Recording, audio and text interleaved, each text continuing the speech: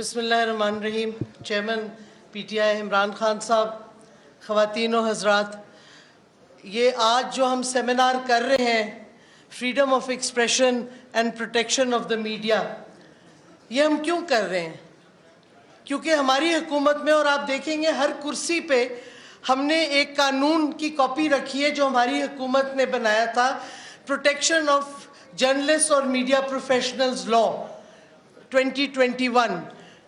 वो हम इम्प्लीमेंटेशन शुरू कर दी थी और इस हुकूमत ने ना सिर्फ उस कानून को बिल्कुल ऑन आइस रख दिया है, बल्कि 4 महीने में उन्होंने धज्जियां उड़ा दी हैं आज़ादी सहाफ़त की। और जो मीडिया हाउसेस के साथ हो रहा है, ख़ास तौर पे ARY को जिस तरीके से गैर कानूनी तरीके से बंद किया, जिस तरीके से फिज़िकल वायलेंस और टॉर्चर हमारे सहाफ़ियों पे किया गया। इमरान रियाज खान यहाँ बैठे हैं, अरशद शरीफ को मुल्क छोड़ के जाना पड़ा, अयाज अमीर इधर बैठे हैं और हमारे सहाफ़ी इधर सारे हैं। जिस तरीके से तशद्दुद किया जा रहा है कि आइन की भी धज्जियां उड़ गई हैं, क्योंकि अगर आप देखें आइन में फ्रीडम ऑफ एक्सप्रेशन मौजूद है, चैप्टर 1 ह्यूमन राइट्स का जो चैप्टर है। तो हम समझते हैं हमारी पार्टी कि इस इशू पे जितनी बात की जाए और बार बार कौम को ये बताया जाए किस तरह 4 महीने में ना सिर्फ सियासत का बुरहान हुआ है, मईशत की तबाही हुई है, लेकिन आज़ादी पूरी ख़त्म हो गई है इस मुल्क में। और सबसे पहले मीडिया और सहाफ़ियों पे, क्योंकि वो पैगाम आज़ादी का पूरी कौम के पास लेके जाते हैं। और जिस तरीके से PTI के वर्कर्स और लीडर्स के साथ तशद्दुद हो रहा है, शहबाज गिल का आपने देखा है, ये वाज़े तौर पे लगता है कि जमहूरियत इस मुल्क में अब ख़त्म हो गई है और फैशिज़म की तरफ ये मुल्क जा रहा है। आज हमारे 5 जर्नलिस्ट हैं जो स्पीकर्स होंगे, 4 जर्नलिस्ट और एक CPNE के प्रेसिडेंट हैं, और उम्मीद है वो अपने ख्यालात बताएंगे और ये भी बताएंगे कि किस तरह इस फैशिज़म का मुकाबला करना है ताकि हम वापस अपनी हकीकी आज़ादी लें और ये जंग जो इमरान खान लीड कर रहे हैं इसको कामयाब बनाएं। इसके मैं अब इनवाइट करती हूँ समी इब्राहिम साहब को कि वो आके अपने ख्यालात पेश करें।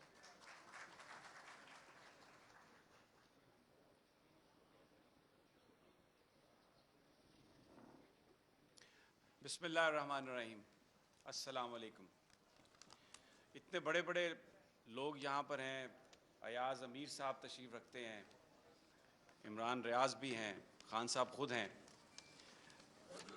मैं जो मौजूदा सूरत हाल है उसको बयान करने के लिए मंजर भोपाली की एक नज़्म है, उसके चंद अशार पढ़ूँगा जो आज की सारी सूरत हाल का अहाता करेगी, और साथ एक अज़्म भी है जिस अज़्म से पाकिस्तान के सहाफ़ी खड़े हैं। ताकतें तुम्हारी हैं और खुदा हमारा है।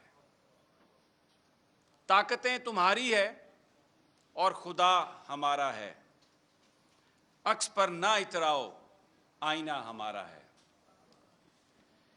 आपकी गुलामी का बोझ हम ना ढोएंगे। आपकी गुलामी का बोझ हम ना ढोएंगे। आबरू से मरने का फैसला हमारा है। उम्र भर तो कोई भी जंग लड़ नहीं सकता। तवज्जो चाहता हूं। उम्र भर कोई भी जंग लड़ नहीं सकता। तुम भी टूट जाओगे, तजुर्बा हमारा है।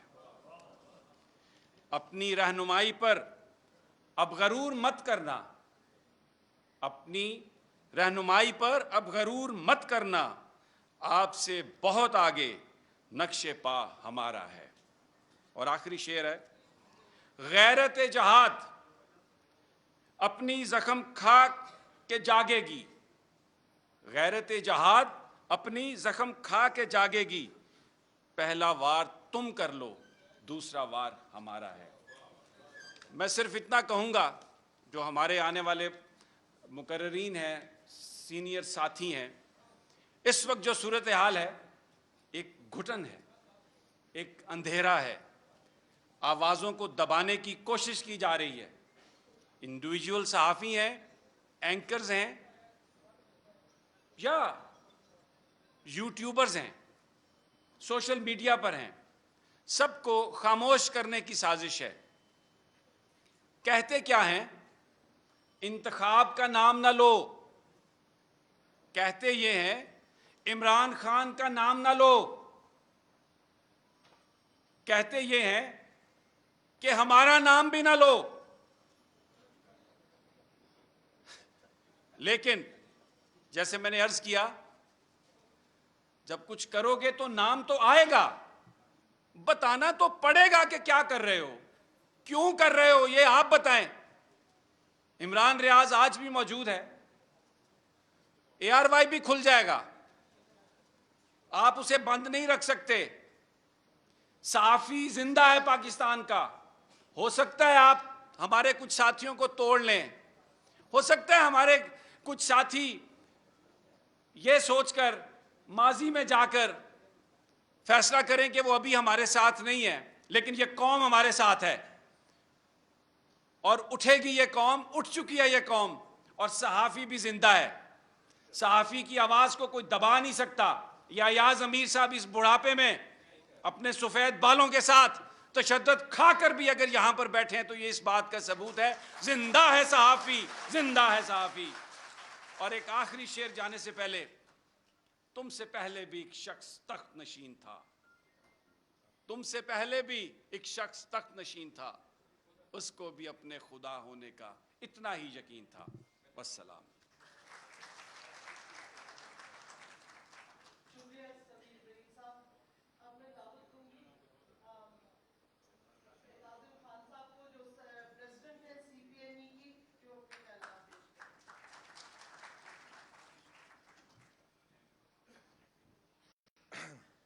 بسم اللہ الرحمن الرحیم۔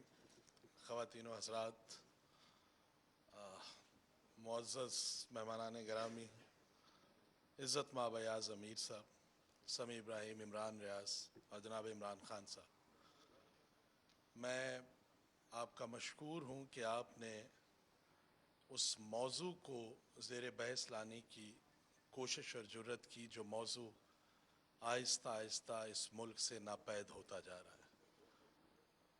جو عمران خان کا سچ ہے وہ شاید میرا سچ نہ ہو، جو میرا سچ ہے وہ شاید عمران خان کا سچ نہ ہو، لیکن سچ اپنی جگہ ایگزسٹ کرتا ہے، وہ موجود رہتا ہے۔ As a president council of Pakistan news paper editors, مجھے خان صاحب سے کافی باتیں کرنی ہیں، ویسے میں اکیلے میں کرتا بھی رہتا ہوں، لیکن آج میں آپ سب کے سامنے خان صاحب کو یہ باور کرانا چاہتا ہوں کہ آپ نے اپنی حکومت میں جب پروٹیکشن آف جرنلسٹ بل لے کے آئے ڈاکٹر شیری مزاری کی قیادت میں، فیصل جاوید یہاں بیٹھے ہوئے ہیں، تو ہم ساری صحافتی تنظیمیں عمران خان کے ساتھ کھڑی تھیں۔ ایک ایسا بل جس نے اس ملک کے صحافی کو وقار دیا، اس ملک کے صحافی کو عزت دی، اس ملک کے صحافی کو تحفظ دیا۔ پھر اس کے بعد کیا ہوتا ہے واللہ علم، خان صاحب کو کون گائیڈ کرتا ہے، کون خان صاحب کی رہنمائی فرماتا تھا، ایک PMDA نامی ایک بلا ہم صحافیوں کے اوپر نافذ کرنے کی کوشش کی۔ پیکا آرڈیننس کا ترمیمی آرڈیننس جو ہے اس کو لانے کی کوشش کی گئی۔ خان صاحب سے جب ہماری CPNE کے وفد کی ملاقات ہوئی تو I was so glad کہ خان صاحب نے کہا کہ اگر اس میں کسی بھی چیز پہ آپ کو کوئی اعتراض ہے تو ہم اس کو نہیں کریں گے، اور انہوں نے کر کے پھر دکھایا ہمیں کہ انہوں نے کہا جی ہم اس کو واپس رکھ دیتے۔ اس وقت گزارش یہ ہے کہ اس ملک کا میڈیا، اس ملک کا فریڈم آف ایکسپریشن واضح طور پر دو حصوں میں بڑھ چکا ہے۔ مجھے یہ اعتراف کرنے دیجئے، چاہے اس کو کوئی تسلیم کرے یا نہ کرے۔ ہم سنا کرتے تھے جی اس ملک کی پالیٹکس یا پرو بھٹو ہوتی تھی یا اینٹی بھٹو ہوتی تھی، آج اس ملک کی صحافت یا پرو عمران خان ہے یا اینٹی عمران خان ہے۔ اچھا، جو پرو عمران خان ہے ان کے نزدیک خان صاحب کی کہی ہوئی ہر بات سچ ہے، جو اینٹی عمران خان ہے وہ یہ سمجھتے ہیں کہ خان صاحب کا جو بیانیہ ہے اس کے اندر شاید کہیں ایسا متزلزل پن ہے جو نہیں ہونا چاہیے۔ لیکن خان صاحب اس دور میں جب آپ خود ٹو سم ایکسٹینٹ میڈیا کے तासुब और अजाब का शिकार हैं, जिसका बरमला इजहार भी करते हैं, तो अपोजिशन में होते हुए इतने अहम और बोल्ड मौजू के ऊपर एक सेमिनार का इनकाद करवाना ये यकीनन एक बहुत खुशाइंद बात है। सच सच ही होता है। समी इब्राहिम ने मंजर भोपाली की एक पूरी नज़्म आपके सामने पढ़ी तो मुझे एक शेर याद आ गया कि तुम शब की स्याही में मुझे कत्ल करोगे, जो आज इस मुल्क में हो रहा है आज़ादी सहाफ़त के साथ। अयाज अमीर साहब, तुम शब की स्याही में मुझे कत्ल करोगे, मैं सुबह के अखबार की सुर्खी में मिलूंगा। तो मेरी आपसे गुजारिश है कि ये वक्त ये भी खान साहब गुजर जाना, और आप इससे बड़े बखूबी वाकिफ़ हैं, हंसते रहते हैं, मुस्कुराते रहते हैं, और स्ट्रेस मैनेजमेंट आपसे बेहतर कोई नहीं समझता। और अल्लाह करे आपके नैरेटिव की बुनियाद पे या जो भी आपकी पॉलिटिकल आपका स्लोगन्स हैं, मैं उसकी सपोर्ट या उसकी मुखालफत में तो यहाँ कोई बात नहीं करूँगा, लेकिन मेरी ये गुजारिश है कि अगर कल कला को इमरान खान दोबारा हुकूमत में आए, तुसी आ गए हो खान जी, मन लग रहे हैं जी ये जो लोग इंशाल्लाह जी, अल्लाह करे जी, इनका नैरेटिव है लोग, क्योंकि उस दिन इन्होंने कहा खान साहब ने कि जब भी कोई बुरा वक्त हो तो हमें जमहूर के पास जाना चाहिए। तो ये सारे जमहूर हैं जो आपके सामने बैठे हैं और ये आपकी तायद कर रहे हैं। तो याद रखिए खान साहब कि आज जिस मौजू को आप लेके उठे हैं, मैं आपसे तवक्को करता हूँ कि जब आप हुकूमत में होंगे तो आप इसी मौजू के ऊपर बाकायदा जब आप अमल करने की पोजीशन में होंगे तो इस पे अमल ज़रूर कीजिएगा। आपके दौर में गलतियाँ भी हुई, आपके दौर में कोताहियाँ भी हुई, आपके दौर के अंदर कुछ फ़ैसले ऐसे हुए मीडिया के हवाले से जो नहीं होने चाहिए थे। अल्लाह का शुक्र है आपको उसका अंदाज़ा हुआ, और मुझे not as a president CPN, as a human being आपकी सिर्फ एक बात बहुत ही अच्छी लगती है, वो ये है कि आप अपनी गलती का एतराफ़ करते हैं, और ये बहुत बड़े इंसान की निशानी है। अल्लाह ताला बासियत इंसान आपको हिम्मत दे कि जिस मौजू को और जिस फ्रीडम ऑफ एक्सप्रेशन और मीडिया का इस इतने बुरे दौर के अंदर जब मीडिया के ऊपर पाबंदियाँ कदगन जो हैं, कुछ नज़र आ रही हैं, कुछ नज़र नहीं आ रही, तो ये जब अल्लाह ताला दोबारा आपको कभी वक्त दे या मौका दे तो कोशिश कीजिएगा कि ये मीडिया है जिसने आपको यहाँ तक लेके आया है। इस बात को आप अपनी तकारीर में एतराफ़ करते रहे कि मुझे या मेरी पार्टी को यहाँ तक लाने में इस मीडिया का बड़ा किरदार, तो इसके तहफ़्फ़ुज़ का, इसके हकूक़ का ख्याल रखिएगा। Thank you very much.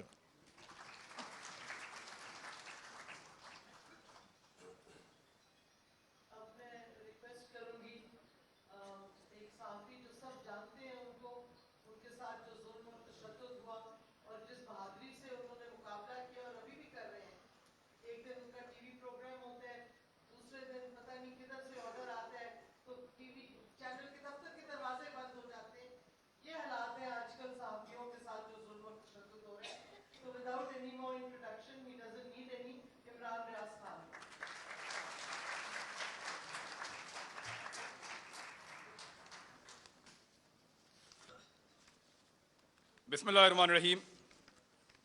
आप सबको अस्सलाम वालेकुम। सबका बहुत शुक्रिया, ख़ास तौर पे मुंतज़मीन जिन्होंने बुलाया बात करने के लिए। मुझे पॉइंट लिख के दिए हैं, फिर पकड़ा जाएगा। मेरे दोस्तों को पता चला वो रात को आ गए, उन्होंने कहा लिख, फिर ये लिख कर दिया उन्होंने, पकड़ा जाएगा, देखी जाएगी। तो हम बात कर रहे हैं इसके ऊपर, फ्रीडम ऑफ एक्सप्रेशन,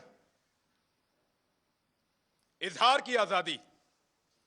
इजहार करो, आजादी के साथ नहीं। जबान तुम्हारी, अल्फाज हमारे। बोलो जरूर, मगर हमारी मर्जी की बात। यही है ना बहस। सहाफियों को दो हिस्सों में डिवाइड कर लेते हैं। कुछ समझते हैं कि ये वाली पॉलिटिकल पार्टी या ये वाले बंदे अच्छे हैं, ये आएंगे तो मेरे मुल्क को अच्छा चलाएंगे। गद्दारी की बहस को थोड़ी देर के लिए निकाल देते हैं। कुछ ये कहते हैं कि ये वाली पॉलिटिकल पार्टी या ये वाले बंदे अच्छे हैं, یہ والے آئیں گے تو میرا ملک اچھا چلے گا. کچھ کہتے ہیں نہیں, وہ والی پولیٹیکل پارٹی اچھی ہے, وہ والی آئے گی تو میرا ملک اچھا چلے گا. یہی بحث ہے نا. لیکن یہاں پہ کچھ ایسے طاقتور اور بڑے لوگ ہیں, وہ اس سے بھی ایک قدم آگے جاتے ہیں. وہ یہ کہتے ہیں کہ کیونکہ ہمیں اس وقت یہ والی پولیٹیکل پارٹی اچھی لگ رہی ہے تو تم بھی کہو کہ یہ والی اچھی ہے, اور ہمیں اس وقت وہ والی پولیٹیکل پارٹی بری لگ رہی ہے تو تم بھی کہو گے وہ والی بری ہے. بھئی سب کی اپنی اپنی رائے ہے, رائے دینے دیجئے, رائے کے راستے میں بند مت باندھیے. یہ بند نہیں روک پائے گا, ممکن نہیں ہے. آپ الفاظ کو باندھ نہیں سکتے, آپ خیالات کو قید نہیں کر سکتے, آپ ہماری سوچ کو زنجیروں کے ساتھ نہیں جکڑ سکتے. آپ سے نہیں ہوگا صاحب. آپ نے کر کے دیکھ لیا, کیا بدل لیا آپ نے؟ نہیں ہوگا آپ سے. ابھی میں آپ کو بتاتا ہوں, میں اس سے نہیں بات کر رہا, ابھی میں آپ کو بتاتا ہوں. بدھ والے دن مجھے ٹیلی فون کال آئی, منگل کو 9 محرم الحرام کو, اور مجھے میرے چینل کی انتظامیہ نے بتایا کہ صاحب بات یہ ہے کہ 2 چیزوں پہ بات نہیں کرنی. 10 محرم تھا غالباً, ہاں جی منگل کو. 2 چیزوں پہ بات نہیں کرنی آپ نے اپنے کل والے پروگرام میں. میں نے کہا جی کس پہ بات نہیں کرنی؟ انہوں نے کہا جی ایک ARY پہ آپ بات نہیں کریں گے, اور ایک آپ اپنے ٹاک شو کے اندر شہباز گل کے اوپر بات نہیں کریں گے. تو میں نے ان سے پوچھا کیوں نہیں کروں گا بھائی, پاکستان میں ٹاپ ٹرینڈ چل رہا ہے, پاکستان کا بچہ بچہ اس کے بارے میں جاننا چاہتا ہے, پاکستان کا سب سے مقبول چینل تم نے بند کر دیا ہے, میں اس پہ بات ہی نہ کروں؟ انہوں نے کہا جی انسٹرکشن ہے کہ اس پہ بات نہیں کرنی ورنہ کانسیکوینسز ہوں گے, نتائج بھگتنے پڑیں گے. تو میں نے, کیونکہ دیکھیں کام تو آپ نے کرنا ہے, نوکری کرنی ہے, صحافت آپ نے کرنی ہے, وہیں سے آپ کا رزق آتا ہے, آپ کے بچوں کو آپ کھانا کھلاتے ہیں. تو میں نے ان سے کہا کہ ٹھیک ہے, یہ انسٹرکشن اگر سب کے لیے ہیں تو میں فالو کروں گا. چیک کرو جیو کے لیے ہیں, چیک کرو دنیا کے لیے ہیں, چیک کرو سما کے لیے ہیں, چیک کرو 92 کے لیے, باقی سب کے لیے میں فالو کروں. تو مجھے انہوں نے بتایا نہیں جی یہ صرف آپ کے لیے ہیں, کہ عمران ریاض یہ بات نہیں کرے گا, باقی جو مرضی کرے. تو میں نے اس دن ایک کمپرومائز کر لیا. میں نے کہا جی ٹھیک ہے, میں کل کا پروگرام نہیں کروں گا, پروگرام ہی نہیں کروں گا. یعنی وہاں آ کر بول کر اپنا ضمیر مارنے سے اچھا ہے میں گھر سے جاؤں ہی نہ. میں نے کہا آپ کل اناؤنس کر دیں کہ میں آج کا پروگرام نہیں کر رہا کسی مجبوری کی وجہ سے, آپ کسی اور سے کروا لیں, منڈے تک معاملات بہتر ہو جائیں گے, میں منڈے کو آ جاؤں. منڈے کو میں گیا پروگرام کرنے کے لیے, میری ٹیم آتی ہے, وہ کہتے ہیں سر وہ پروگرام بند کروا دیا انہوں نے. کیسے بند ہو گیا؟ انہوں نے کہا پروگرام اب آپ نہیں کر سکتے, آپ کو پروگرام نہیں کرنے دیں گے. میں نے انتظامیہ سے فون کیا, جو کرتا دھرتا ان سب سے بات کی. انہوں نے کہا جی ہمیں بہت افسوس ہے کہ ہمیں آپ کا پروگرام آف ایئر رکھنا پڑے گا, آپ آن ایئر نہیں جا سکتے. میں نے کہا جی قصور کیا ہے بتاؤ؟ انہوں نے کہا قصور کوئی نہیں ہے, آپ کے 8 پروگرام ہم نے نکالے جو آپ نے یہاں کیے, 8 کے 8 کا ٹرانسکرپٹ نکالا, ایک ایک جملہ چیک کیا, ایک ایک لفظ کے اوپر بحث کی, اور ہم اس نتیجے پر پہنچے کہ آپ نے کچھ غلط نہیں کیا. کوئی قانون, کوئی آئین, کوئی چیز ہم نے بریک نہیں کی. اس کے باوجود پروگرام بند. تو میں نے کہا پیمرا نے بند کیا ہے؟ انہوں نے کہا پیمرا کو تو پتہ بھی نہیں ہے, ڈوب کے مر جانا چاہیے پیمرا کو, ان کو پتہ بھی نہیں ہے میرا پروگرام بند ہو رہا ہے. یعنی اس کے اوپر بندہ کیا کہے ان کو؟ وہ کہتے ہیں پیمرا کو نہیں پتا. تو میں نے کہا پھر کھولو پروگرام اگر پیمرا کو نہیں پتا تو. انہوں نے کہا یہ دھمکی دی ہے, ہم نے چینل بھی چلانا ہے, وہاں 4000 لوگ کام کرتے ہیں, میں اپنی ضد کے لیے یا تو اڑ جاتا وہاں پہ, سب کی نوکری سب کے چولہے بجھ جاتے وہاں پہ, میں پھر گھر آ گیا چپ کر کے. اتنا ہی کر سکتا ہوں میں. لیکن یہ کون لوگ ہیں جو آواز کو بند کرنا چاہتے ہیں؟ میں ایک بات ان کو بتانا چاہتا ہوں. جب میں وہاں سے نکل رہا تھا آفس سے, میرے ساتھ جتنے لوگ کام کرتے ہیں ان کی آنکھوں میں آنسو تھے. یہ تکلیف آپ نے ان کو دی ہے, وہ آپ سے کیسے پیار کریں گے؟ سوچو, لوگوں کے دلوں میں پیار پیدا کر رہے ہو یا نفرت؟ सोचो, लोग आपसे शिकवा करेंगे, गिला करेंगे, खुदा न खास्ता नफरत करेंगे। सोचो इस बात को। वो जो लोग जिन्होंने मुझे आके गाड़ी तक छोड़ा, उनकी आंखों में आंसू थे, मैंने खुद देखे हैं। कब तक रुलाएंगे आप लोगों को? कब तक तकलीफ देंगे? और कभी कोई किसी को, कुछ पॉलिटिकल हुकूमतें कभी किसी को बंद नहीं करती, कर नहीं सकती। मैं गवाह हूं इस बात का। इमरान खान के दौर के अंदर किसी सहाफी को इन्होंने बंद नहीं किया। वो जो सबसे बड़ा टाउट है ना, वो सबसे पहले उछल उछल के छलांगे मार मार के कहता था इमरान खान की क्या जरूरत है मुझे बंद करे, मुझे तो बंद किया किसी और ने। जिस वक्त वहां जाके पांव चाट लिए, मिन्नत कर ली, तो कहना शुरू हो गया मुझे तो इमरान खान ने बंद किया था। और फिटे मुंह तुम्हारी सहाफत के ऊपर, किसी एक बात के ऊपर तो खड़े हो जाओ यार। और ऐसा आदमी है, मेरी जिंदगी के साथ खेला है। एक पॉलिटिकल पार्टी ने मेरे 2 क्लिप पकड़े और उनको अजीब तरीके से जोड़ के इसको दे दिया। इसने टेरिबल लिख के उसको ट्वीट किया। मुझे एक दिन में 12 थ्रेट कॉल्स आई हैं। मुझे पाकिस्तान की इंटेलिजेंस एजेंसी ने बताया कि तुझे और तेरे बच्चों को मार देंगे। मैं फिर भी इसी मुल्क के अंदर रहता था। और जब इस आदमी से पूछा गया, सहाफियों ने पूछा, ये समी भाई बैठे हैं, कि तूने क्यों उसको मरवाने का बंदोबस्त किया, तो हंस के टाल देता है। और आज वो सहाफत का चैंपियन बना बैठा है। झूठ बोलते हैं सब, फ्रॉड करते हैं सब।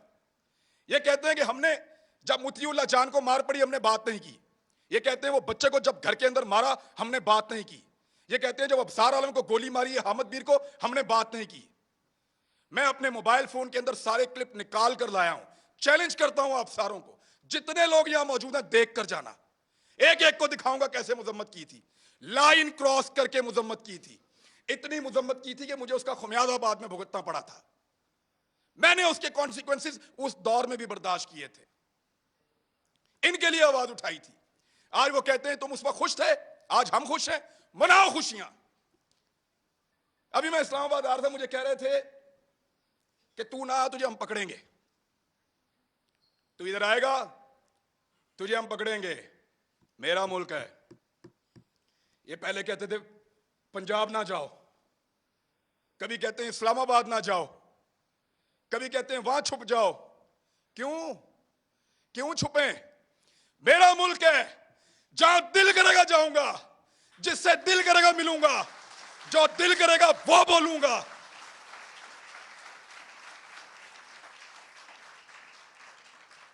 इस्लामाबाद मत आओ, पकड़े जाओगे। पकड़ो ना,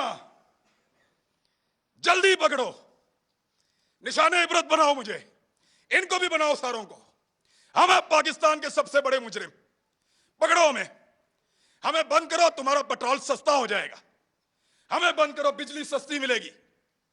हमारी जुबान बंद करो, हमें निशाने इबरत बनाओ, तुम्हें गैस सस्ती मिलेगी, तुम्हारी महंगाई खत्म हो जाएगी, तुम्हारा डॉलर 100 रुपए का हो जाएगा। पकड़ो हमें, इसीलिए पकड़ना है ना कि ये बातें हम बताते हैं। बात करने पर पाबंदी है। एक छोटी सी चीज मैं आपको तवज्जो दिलाता हूं। ये कहते हैं ना कि हम किसी एजेंडा पर काम कर रहे हैं। एक लिटमस टेस्ट होता है, जो लोग साइंस पढ़ते हैं उनको पता है कि वो नीला या लाल हो जाता है, फौरन आपको पता चल जाता है कि यहां पे तेजाब है या सास है। मैं आपको अभी साबित कर देता हूं 1 मिनट में। साबिर शाकिर गद्दार है ना, गद्दारी का पर्चा उस पे, बगावत, वो भी गद्दार है। अरशद शरीफ, ये 2-3 गद्दार सामने बैठे हुए हैं। मैं भी गद्दार हूं। आपने हमारे साथ क्या नहीं किया? पर्चे किए, सड़कों पे मारा, थानों में मारा, हमें बंद रखा, हमें घसीटते रहे, जगाते रहे, बेल्टों से मारते रहे। कभी कोई एक टेलीफोन आया आपको पूरी दुनिया से? इस शहर में कितनी एम्बेसीज हैं, किसी एक ने आपको कहा हो कि क्यों मार रहे हो? किसी एक ने मुजम्मत की हो? कभी कोई बैनुल अक़वामी इदारा बोला हमारे लिए? नहीं बोला, नहीं बोलेगा, क्योंकि हम उनका एसेट नहीं हैं, हम तुम्हारा एसेट हैं। ना तुम्हारे लिए कोई बोलेगा, ना हमारे लिए कोई बोलेगा। ना वो लोग तुम्हारे लिए कभी बोले, ना वो लोग हमारे लिए कभी बोलेंगे। मैं फिर बता रहा हूं, हम उनका एसेट नहीं हैं, हम इस मट्टी का एसेट हैं। लगाओ उनके किसी आदमी को हाथ, ऐसे उंगली लगाओगे अलार्म बजेंगे, उंगली लगाओगे चीखों की आवाजें आएंगी, उंगली लगाओगे बैनुल अक़वामी इदारे और बैनुल अक़वामी सतह के ऊपर आवाजें उठेंगी, क्योंकि वो उनके एसेट हैं, वो उनका असासा है, वो उनसे काम लेते हैं। आज वो आपकी आंखों का तारा बन रहे हैं ना। आपको दिन में तारे ना इन्होंने दिखाए तो मुझे कहिएगा, यही लोग आपको दिन में तारे दिखाएंगे, फिर आपको हम याद आएंगे। और याद रखना, ऐसे ही डट के खड़े होंगे जैसे आज खड़े हैं, आपके सामने भी चट्टान की तरह।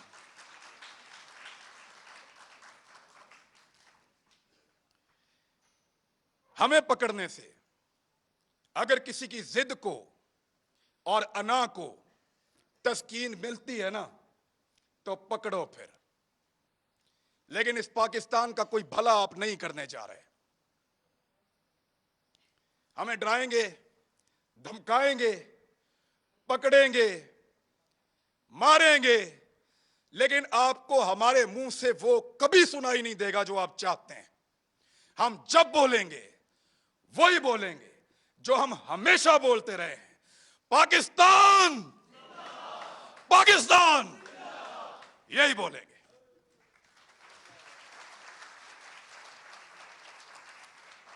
पाकिस्तान जिंदाबाद, बिल्कुल। और अब हमारे आखिरी स्पीकर हैं, एक हमारे स्पीकर रास्ते में भी पहुंच नहीं पाए, बहरहाल हमारे आखिरी स्पीकर हैं अयाज अमीर। और आई मस्ट ऐड कि अयाज अमीर का इतना एक्सपीरियंस डिफरेंट फील्ड्स में है। फौज में शुरू किया, डिप्लोमेट बने, आई थिंक सोवियत यूनियन में पोस्टेड थे, उसके बाद सियासत में आए और जर्नलिज्म में आए। तो मेरा ख्याल में इतनी वाइड एक्सपीरियंस है कि ये जो आज का टॉपिक है, इस पे भी आप हमें एक ब्रॉड ओवरव्यू भी देंगे। अयाज अमीर।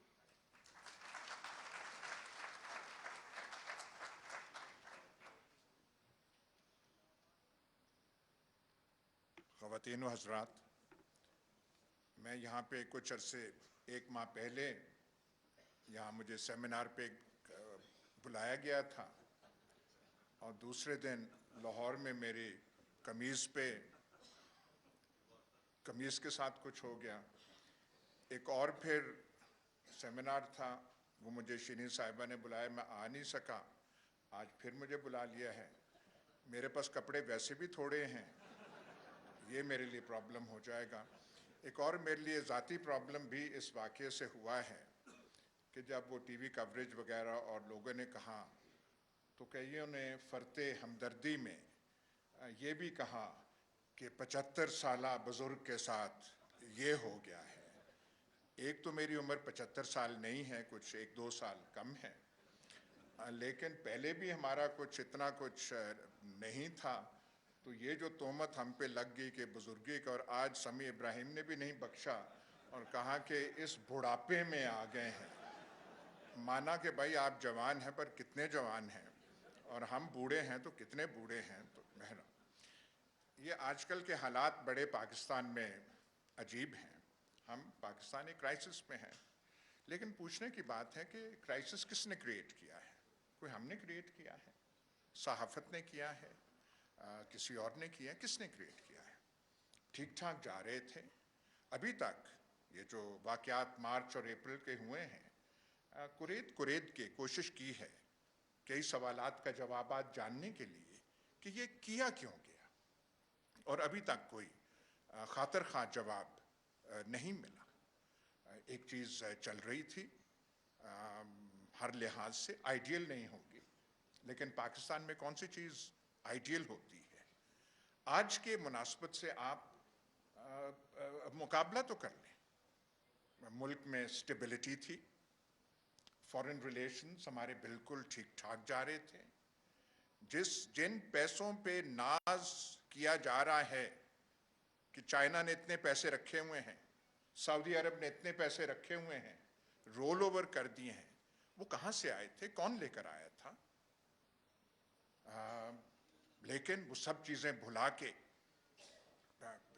पेट्रोल प्राइसेस की जो बात है, पहली दफ़ा मुल्क की तारीख में हुआ है कि किसी गवर्नमेंट ने पेट्रोल प्राइस कम की, अवाम को रिलीफ, और सबसे बड़ा जुर्म وہ ان کا گنوایا جا رہا ہے کہ انہوں نے پیٹرول کی پرائس کم کر دی اور انہوں نے ایسے کیا. ہم سسٹین نہیں کر سکتے تھے. شوکت ترین سمجھا کے تھک گئے ہیں کہ ہم اسے فائنانس کس ذریعے سے کر رہے تھے, پروونس سے, یہاں سے نہیں, انسسٹینیبل کر کے, اور انہوں نے یہاں پہ وہ چیز کر دی. اس کا کوئی جواب ابھی تک دے نہیں سکا. اور دوسری بات یہ ہے, چلیں بغیر جواز کے جو کچھ ہے آپ نے کر لیا, تو پھر حالات کو سنبھالتے. حالات آپ سے سنبھل نہیں رہے. آج پاکستان کی یہ حالت ہے کہ آگے 3 ماہ میں کیا ہونا ہے, اگلے سال کیا ہونا ہے, کسی کو نہیں معلوم. They have no answers. لیکن یہ جو ایک ماحول بنا دیا گیا ہے, اس کو دبائیں, اور دبا کس چیز کو رہے ہیں؟ یہ جو خبروں پہ کنٹرول ہو رہا ہے. سوات میں صورتحال خراب ہوتی ہے, کچھ لوگ وہاں سے افغانستان سے آ جاتے ہیں. بھائی میڈیا کو اس بات پہ رپورٹ کرنا چاہیے یا نہیں کہ یہ کون لوگ آئے ہیں, ان کو لایا کون ہے, کس کی پناہ میں عشیرباد میں یہ آئے ہیں, اور مقاصد کیا ہیں ان کو وہاں لانے کے. اور پھر سوات کے عوام اٹھ کھڑے ہوتے ہیں.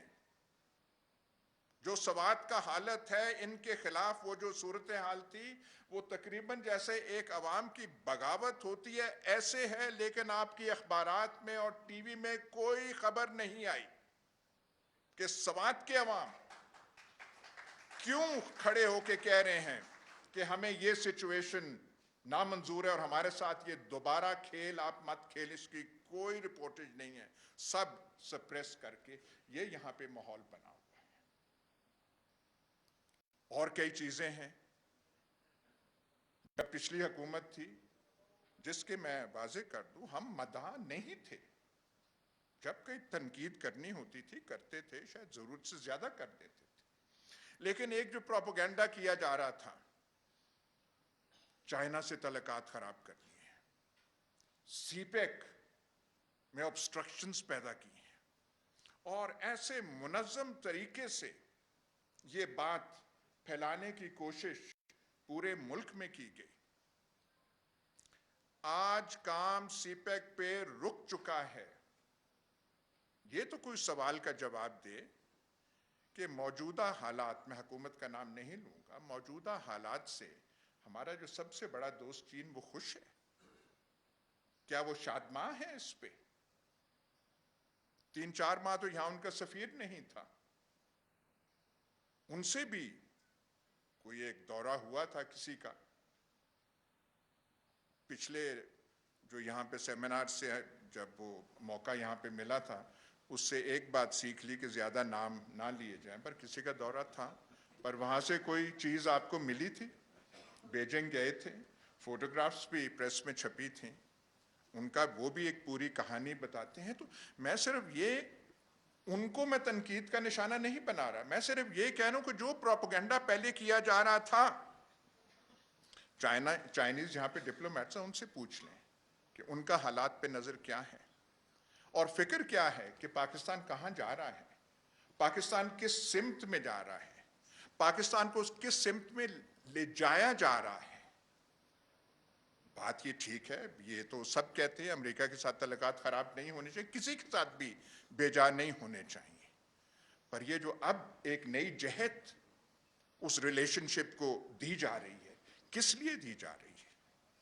تو یہ چیزیں ساری سوچنے کی ہیں. آگے آپ کچھ کر سکے, سولوشن کیا ہے اس کا کسی کو نہیں معلوم.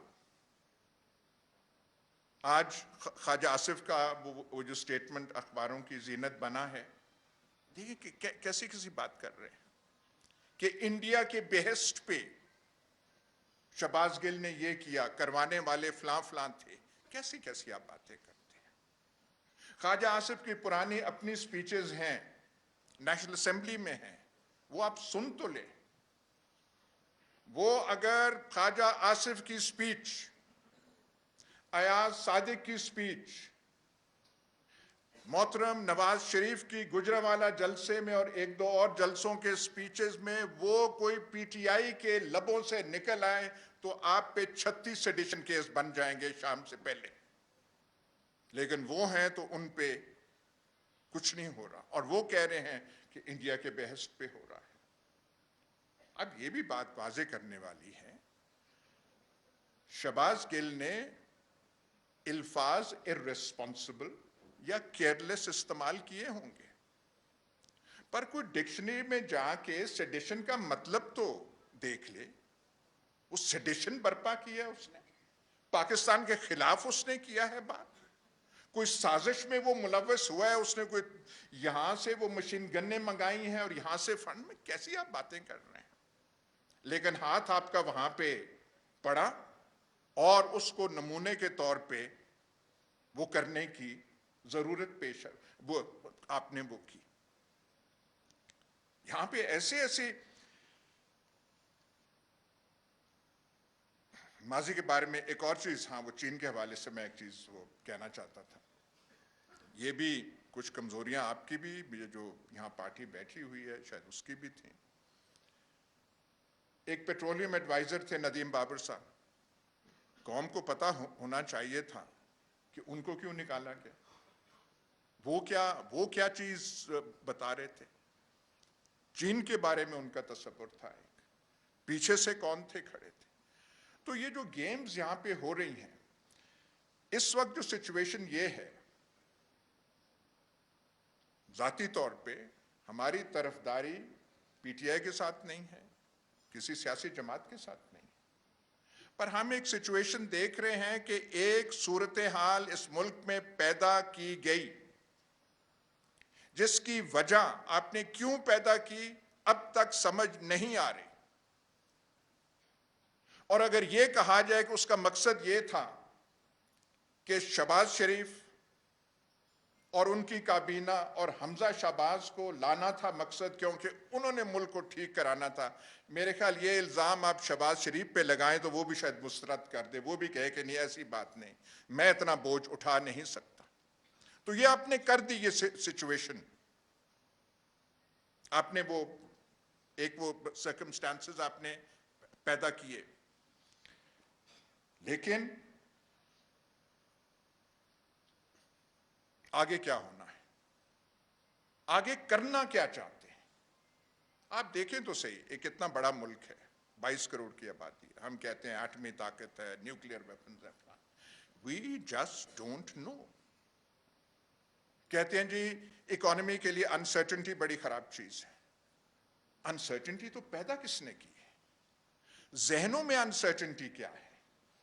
जहनों में अनसर्टेनिटी ये है, no one knows what is going to happen. और यहां पे एक नई सिचुएशन बन गई है, वो क्या हमने क्रिएट की थी। पंजाब बाय इलेक्शंस में स्क्रिप्ट के मुताबिक पीटीआई को हारना था। हम जो टीवी प्रोग्राम करते हैं, जो नून लीग के हमनवा जो बैठे होते हैं, वो तो एक दो रोज पहले इलेक्शन से हमसे तकरीबन लड़ने तक आ गए थे।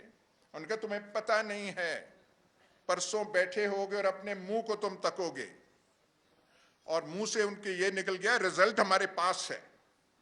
फिर उन्होंने चेंज की, और ये मैं एग्जैजरेट नहीं कर रहा। 12 सीटें तो हैं, गिनती 12 से शुरू हो रही थी। अब जो हुआ 2 दिन बाद, बाखुदा वो हमारे लिए हम जैसों के लिए, जिनका एक्सपीरियंस वो रहा है, ये रहा है, वो रहा है, ये कैसे हो गया है। वो सारा कुछ जो था, वो सारा कुछ was thwarted by the people of Punjab, by the people of Lahore। तो उसका इलाज अब क्या किया जाए? आप इस पे केस लगा दें, उस पे सेडिशन का केस लगा दें, वो तो इलाज हो गया, खातिर खा हो गया। मखलूक लाहौर का आप क्या करेंगे? मखलूक पंजाब का क्या करेंगे? और सबसे ज्यादा शौक नून लीग को हुआ और लंदन में हुआ कि हाउ कैन दिस हैपन, कि लाहौरिये اور لاہور میں یہ چیز ہو جائے اور آپ کے لوگ اگر تھوڑے سے کمزور ہوتے تو پھر آپ کو بھی رزلٹ کا سمجھ آ جانی تھی، لیکن آپ کے لوگ اس دن ڈٹے رہے۔ اور اس ساری چیز میں ایک چیز اچھی چیز ہو رہی ہے، ویسے ہی پی ٹی آئی کی ایک وہ ٹریننگ ہو رہی ہے، وہ جیسے آپ کہتے ہیں نا ایک فوج بیٹل ہارڈن ہو جاتی ہے، یہ آپ کے جلسوں سے، یہ میراکولس چیز ہے۔ یہ پاکستان کی تاریخ میں پہلے کبھی نہیں ہوا، پیپلز پارٹی کے دور میں نہیں ہوا، بھٹو صاحب کے دور میں نہیں ہوا کہ صرف ایک اعلان آ جائے کہ 4 دن بعد 6 دن بعد ہم نے جلسہ کرنا ہے، اور وہاں پہ جلسہ نہ ہو، رنگ و بہار کی ایک جو ہے وہ سٹیج وہ سج جائے، یہ آپ کر رہے ہیں۔ اور آپ کے جلسوں میں وہ لوگ آ رہے ہیں جو پہلے جن کا سیاست سے کوئی تعلق نہیں ہوتا تھا، جو بچے کب آتے تھے جلسوں میں، خواتین کب آتی تھیں جلسوں میں، آپ کے جلسوں میں فیملیز کی فیملیز آنے لگ پڑی ہیں، اور اس قسم کی موبلائزیشن یہ ہم پہلی بار دیکھ رہے ہیں۔ اور یہی چیز جو ہے، اگر پریشانی دوسری طرف ہے تو یہی چیز ہے، کیونکہ کسی سکرپٹ اور کیلکولیشن میں یہ نہیں تھا۔ سکرپٹ میں یہ تھا کہ ہم نکال دیں گے، مولانا صاحب کا یہ رول ہوگا، شریفوں کا یہ رول ہوگا، زرداری صاحب یہ کمالات دکھائیں گے، وہ سب کچھ سکرپٹ میں تھا۔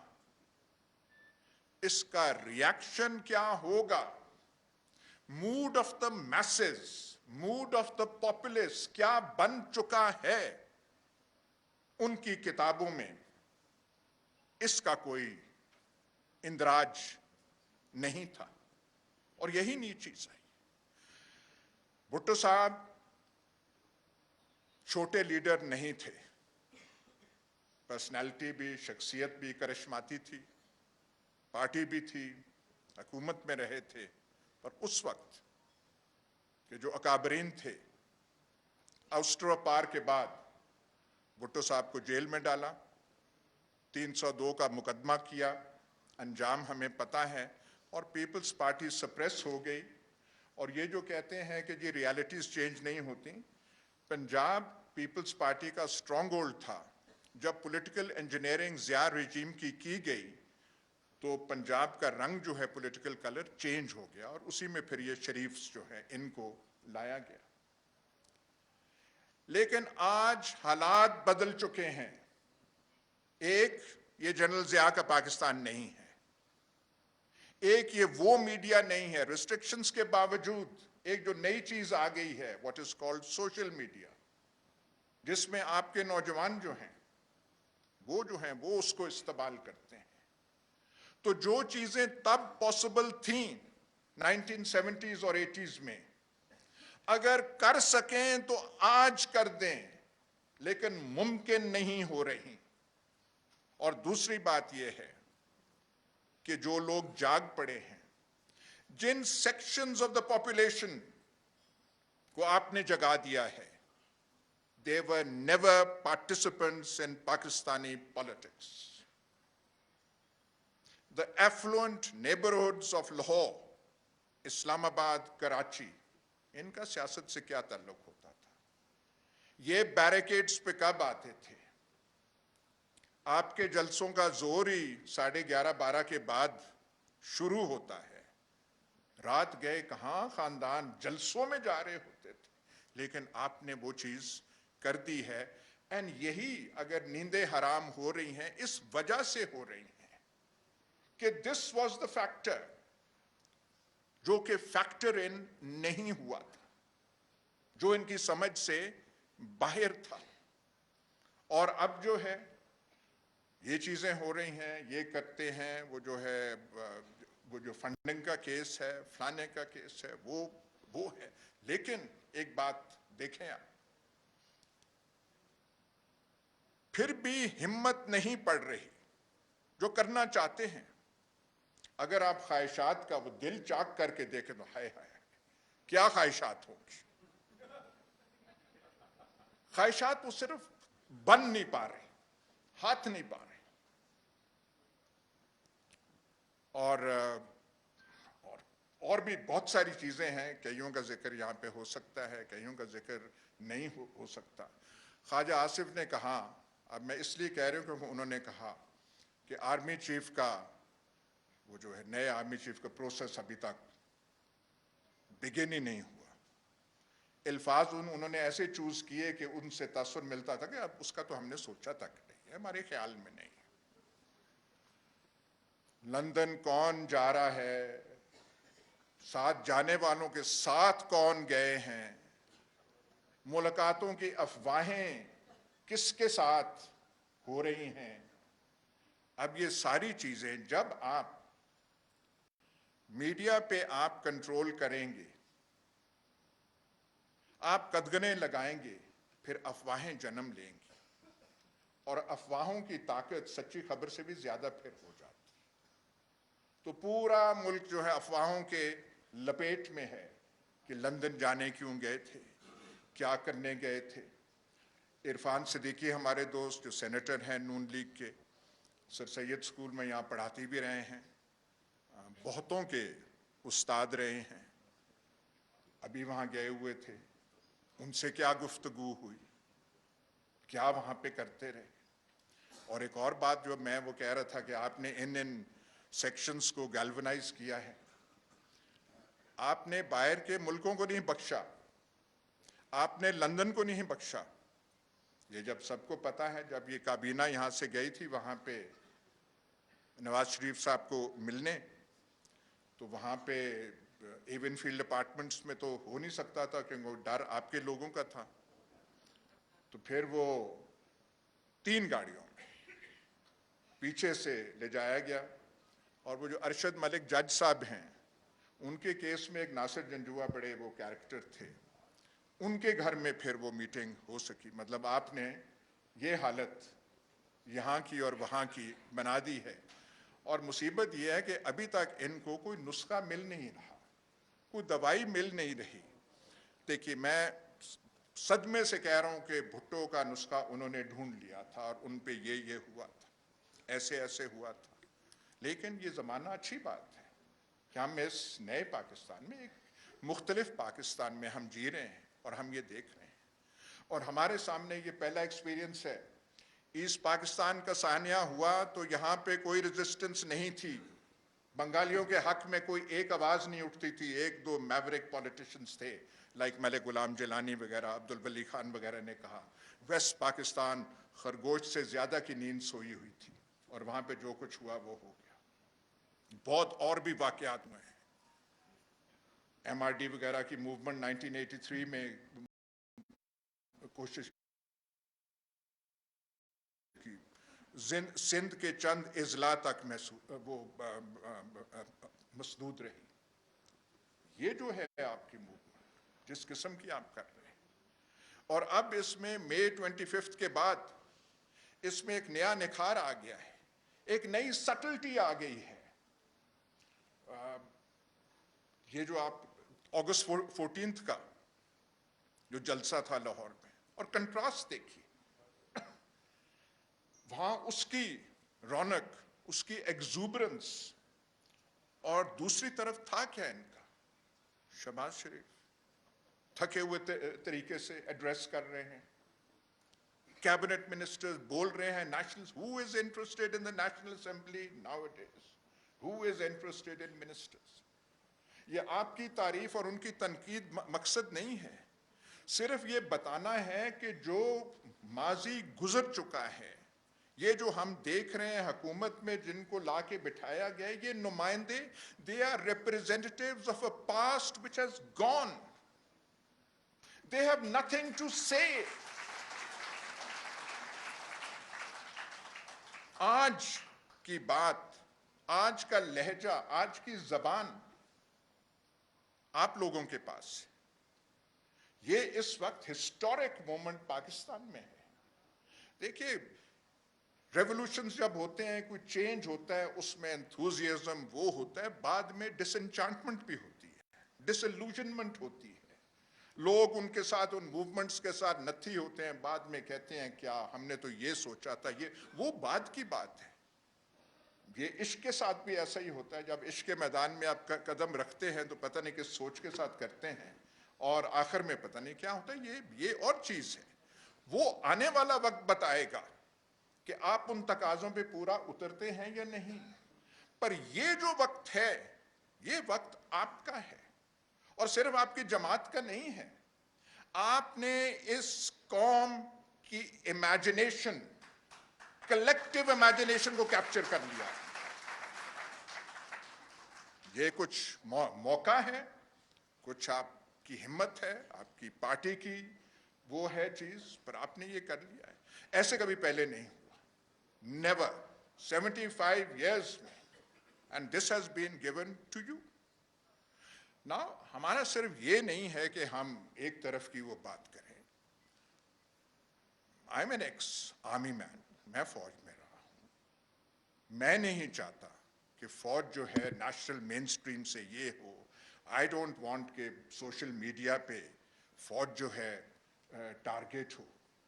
اور جس قسم کے وہ ہمارے اس آپ کے سیمینار کے بعد وہ ہوا، وہاں پہ میرے پاس وہ صاحب آئے تھے وہاں پہ، جو یہ جو کیا آپ پارے کا جو پیر خانہ ہے اس کے وہ نمائندہ لاہور کے تھے. وہ جیسے مسٹر ایکس والا وہ جو تھا آؤٹ فٹ، تو وہاں سے وہ کر کے. But I was shocked at the level of the گفتگو. مجھے اپنے پہ نہیں ہے، اپنی قمیض کا کام ہوگا لیکن اس سے زیادہ نہیں ہے. جو دکھ ہے at the level of the conversation, کہ ہاتھ ہولا رکھیں، یہ کریں وہ کریں. ضمناً ذکر عمران خان، نہیں اس کی چھوڑ دیں، وہ ختم ہو گیا ہے. And I put the question کہ یار دیکھیں، آپ بنا رہے ہیں اب عمران خان ختم ہے، باقی تو کس کو آپ بنا رہے ہیں؟ اینڈ آئی آسکڈ شہباز شریف کو، and he said yes. He said yes. میں نے کہا ریئلی؟ پھر میں نے ریکاؤنٹ کیا شہباز شریف کی پروونشل گورنمنٹ میں. میں نے کہا اس نے کیا تھا اس میں، 1 2 3 میں یہاں پہ نہیں کہنا، سارا میں نے اسے بتایا.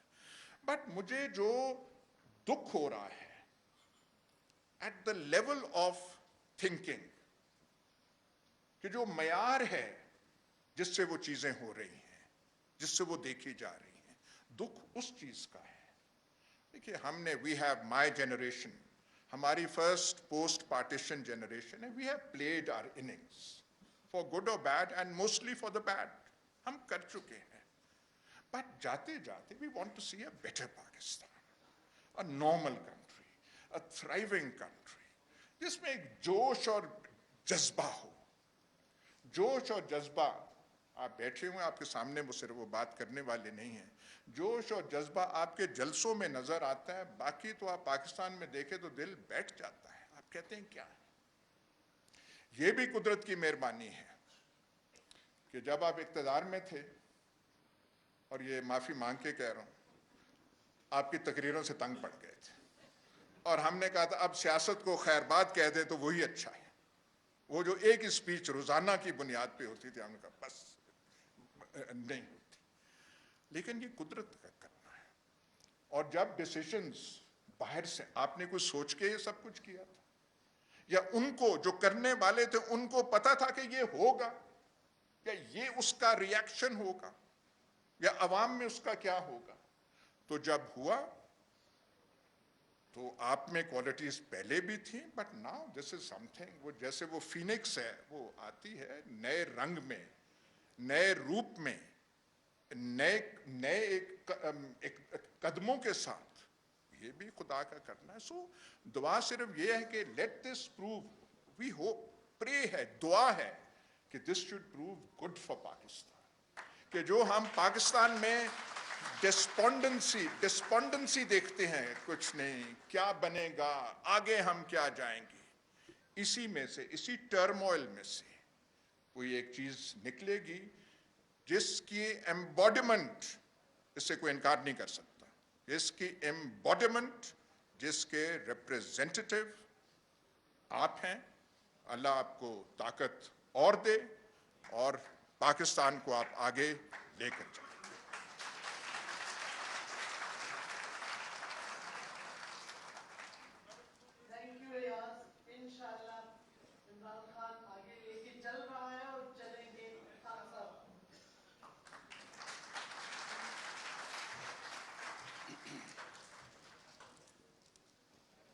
بسم اللہ الرحمن الرحیم.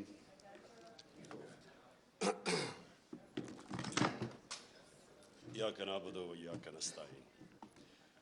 میں سارے اسپیکرز کو بڑے رسپیکٹفلی آپ سب کو ایڈمائر کرنا چاہتا ہوں. میں ایڈمائر اس لیے کرنا چاہتا ہوں کہ میں سمجھتا ہوں کہ آپ جہاد لڑ رہے ہیں. جہاد کی ڈیفینیشن کیا ہے؟ ظلم کا مقابلہ کرنا، ناانصافی کے سامنے اپنی آواز بلند کرنا. جو ساری انسانی تاریخ آپ اٹھا کے پڑھ لیں تو اس میں ہمیشہ قوموں کی زندگی میں وہ دور آتے ہیں جب انسانوں کو کنٹرول کرنے کی کوشش کی جاتی ہے. یہ جس کو ہم ڈکٹیٹرشپس کہتے ہیں، فیشزم کہتے ہیں، بادشاہت، یہ ساری جو آپ انسانی تاریخ دیکھیں تو کوشش یہ ہوتی ہے کہ انسانوں کو، جو اوپر بیٹھا ہوتا ہے بادشاہ یا ڈکٹیٹر، اس کی کوشش ہوتی ہے کہ انسان کی سوچ کو کنٹرول کر لے، اس کے اوپینینز کو کنٹرول کر لے، معاشرے کو کنٹرول کر لے. اور وہ کنٹرول کیوں چاہتا ہے؟ وہ معاشرے کی بہتری کے لیے نہیں چاہتا. وہ خود پوری پاور چاہتا ہے کہ وہ انسانوں کے اوپر راج کرے، بلکہ ایک چھوٹا خدا بننا چاہتا ہے، زمین کے اوپر ایک خدا بننا چاہتا ہے. اور انسانی تاریخ میں یہ بھی چیز ہے کہ زیادہ تر وہ معاشرے اوپر گئے ہیں جن میں آزادی ہو، آزادی رائے ہو، جو تنقید کو اجازت دیتے ہیں، جو حکمران کی اکاؤنٹیبلٹی کرتے ہیں، اس کا احتساب کر سکتے ہیں. اور یہ اگر آپ اسلام کی تاریخ پہلے دیکھ لیں، میں سب سے پہلے تو سے شروع کرتا ہوں کہ ریاست مدینہ کے اندر 2 انسیڈنسز ہیں. ایک کہ حضرت علی رضی اللہ تعالیٰ ایک یہودی شہری سے کیس ہار جاتے ہیں کیونکہ قاضی ان کی گواہی قبول نہیں کرتا. سو اس سے 2 چیزیں سامنے آتی ہیں. ایک تو مائنورٹیز، اقلیت کی کیا پوزیشن تھی اسلام میں؟ برابر کے شہری تھے. اور دوسری یہ کہ عام شہری بھی خلیفہ وقت کے سامنے کھڑا ہو سکتا ہے اور کیس جیت سکتا ہے. یہ آج بھی دنیا کے اندر آپ اگر کہیں بھی دنیا کے کوئی بھی ملک لے لیں، آج بھی یہ نہیں پاسبل. سو وہ ایک آزاد معاشرے کے اندر ایک قوم اٹھی تھی. اور میں اس لیے لوگوں کو بار بار، کیونکہ بڑی بدقسمتی ہے ہمارے، میں جب ایچ ایس این کالج، میرے ماں باپ نے اتنا پیسہ خرچ کیا، میں جب وہاں سے نکلا تو مجھے اپنی تاریخ کا کوئی آئیڈیا نہیں تھا، مجھے اسلام کی تاریخ کا آئیڈیا نہیں تھا. وہ آہستہ آہستہ میری زندگی میں اپنے تجربے سے میں پھر اپنی زندگی ہمیشہ ایویلیویٹ کرتا رہتا ہوں، اپنی تنقید کرتا ہوں، اپنے آپ کو کوشش کرتا ہوں کہ اپنی غلطیوں سے سیکھوں. تو میں نے جب 2 معاشرے، برطانیہ جدھر میں نے 20 سال گرمیاں گزاری اور پاکستان، تو میں دونوں معاشروں کو جب اینالائز کرتا رہتا تھا تو میں خود کئی چیزوں کے اوپر کئی نتیجوں میں پہنچا. تو وہ جو دور تھا 622 سے لے کے 632 تک، جب ہمارے نبی صلی اللہ علیہ وسلم مدینہ میں اور پھر دنیا سے گئے، اس کے اندر انہوں نے انسانوں کو آزاد کر دیا. یہ دیکھیں، یہ جو آزادی صحافت ہے نا، جو فریڈم آف ایکسپریشن ہے، اس سے بڑی یہ ایک حصہ ہے انسان کو آزاد کرنے کا. کیونکہ انسان کو ذہنی طور پہ جب آزاد ہوتا ہے تو وہی قومیں اوپر جاتی ہیں، وہ انسان بڑے کام کرتے ہیں، غلام کبھی بڑے کام نہیں کر سکتے. اس لیے علامہ اقبال، جو علامہ اقبال کی آپ شاعری پڑھیں تو وہ غلام مسلمانوں کو جگانے کی کوشش کر رہے تھے. خودی کو اور خودداری کو، جو ان کے کانسیپٹس تھے، وہ لوگوں کو جگا رہے تھے. کیونکہ غلامی جو سب سے بری ایک انسان کے اندر چیز کرتی ہے، اس کے اندر احساس کمتری ڈال دیتی ہے. مجھے تو بڑی اچھی طرح، ہم جب ایاز امیر کی طرح، ہم بھی پہلی جنریشن ہیں جو پاکستان میں بڑے ہوئے. آپ کو صرف میں غلامی بتاتا ہوں کہ کیا ظلم کرتی ہے ایک انسان کے اوپر، اس کے پوٹینشیل کو کیسے ختم کرتی ہے. جمخانہ کلب ہوتا تھا، پنجاب کلب، سندھ کلب. آزاد ہوئے ہم 47 میں. 74 تک سندھ کلب کے اندر آپ پاکستانی کپڑے پہن کے نہیں جا سکتے تھے, آپ کو سوٹ پہننا پڑتا تھا. 74 تک. اور خیر سارے انگریزی بولتے تھے جس طرح کے, اور میں نے بتایا اردو جب بولتے تھے تو بلاول کی طرح بولتے تھے. بارش آٹا اپنے وہ جب ویٹر سے بولتے تھے تو کہ ہم شرم آتی تھی اپنے آپ سے. سو یہ غلامی ایک انسان کے ذہن کو ادھر رکھ دیتی ہے کہ وہ اچھا غلام ہی بن سکتا ہے, ہم اچھے سوٹ ہی پہن سکتے ہیں, ہم اچھی انگریزی بول سکتے ہیں. لیکن جو ایکسپلوژن ہوئی تھی مسلمانوں کی, جب ہمارے دنیا کے سب سے عظیم لیڈر نے انسانوں کو ذہنی طور پہ فکری آزادی دی تھی, تو انہوں نے ہر چیز میں دنیا کی امامت کی تھی. سب 200-300 سال تک سارے سائنٹسٹ مسلمان تھے. تو وہ جو میری کوشش ہے کہ یہ جو میں حقیقی آزادی کی بات کرتا ہوں, تو میں یہ چاہتا ہوں کہ میری قوم آزاد ہو, اور صرف آزاد قوم اوپر جائے گی. لیکن وہ قوم تب تک آزاد نہیں ہو سکتی جب تک پہلے تو ہم اپنے معاشرے کے اندر یہ جو آزادی رائے اس کو انڈرسٹینڈ کریں. مجھے کہتے ہیں لوگ کہ جی آپ کے دور پہ تھے تو آپ نے پتہ نہیں کوئی سختیاں کی. پہلے تو میں یقین آپ کو دلاتا ہوں, میں نے کبھی مجھے آزاد میڈیا سے خوف نہیں ہوا. نہیں, اس کی وجہ ہے آپ ڈرتے تب ہیں. کیوں ڈکٹیٹرز ڈرتے ہیں, یا کیوں جب بھی کوئی آپ دیکھ لینا مڈل ایسٹ کے اندر جو بادشاہ تھا وہاں کوئی آزادی رائے نہیں ہے. کیوں ہے؟ کیونکہ وہ کنٹرول چاہتے ہیں لوگوں کا. کرپٹ پولیٹیشنز, نواز شریف نے, مجھے ابھی بھی یاد ہے 97-98 میں ہوگا کہ وہ نجم سیٹھی کو اس نے تنقید کی اس کی کرپشن پہ, اس نے اس کو بند کر کے 3 دن مار پڑوائی. اور میں افسوس کرنے گیا تو ابھی یہ عمران ریاض بات کر رہا تھا, وہاں یہ نہیں انہوں نے کہا کہ مجھے بڑی پاکستانیوں سے کال آئی جب نجم سیٹھی کو اس نے مار پڑوائی نواز شریف نے. اس نے کہا مجھے اسٹروپ ٹالبوٹ سے کال آئی ہے, امریکہ سے کال آئی ہے کہ جی بڑا ظلم ہو گیا. سو کیوں یہ ان کو خطرہ ہوتا ہے؟ کیونکہ انہوں نے کرپشن کی ہوتی ہے.